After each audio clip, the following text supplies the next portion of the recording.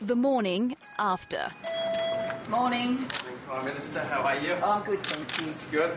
Cheerful and on message. This is a tough budget. We said it would be, and it is. There is belt tightening going on. We're making spending cuts across the board. You know, But for the opposition, when they're borrowing $130 million every single day, because the pressure that puts on interest rates. yeah, I think it's unravelling. Well done, mate. Good stuff. the fine print doesn't match the rhetoric. The government talked tough, but it didn't act tough. The Prime Minister says its centrepiece of skills training will mean more Australians in work. Prioritise spending on the things that really matter for Australia now and our future. And a big thing there is getting more people into our workforce as our economy expands and grows.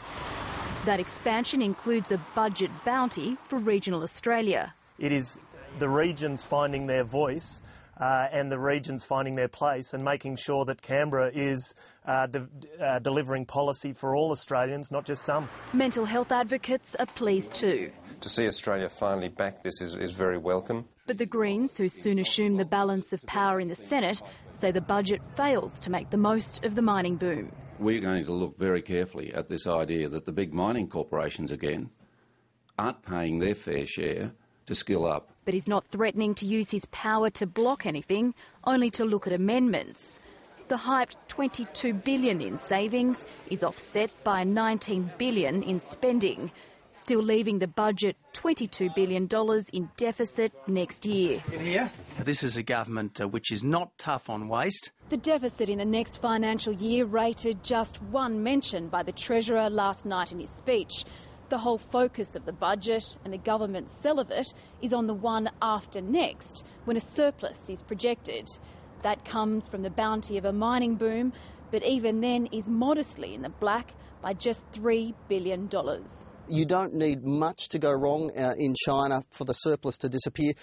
We would currently agree, yes, we are on track for a surplus, but it is fragile.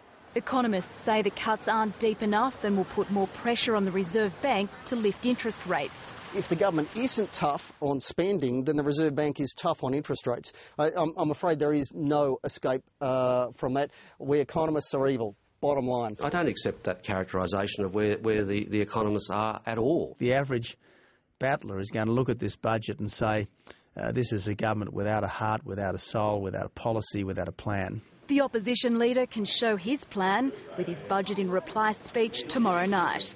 Bronwyn Herbert, ABC News, Canberra.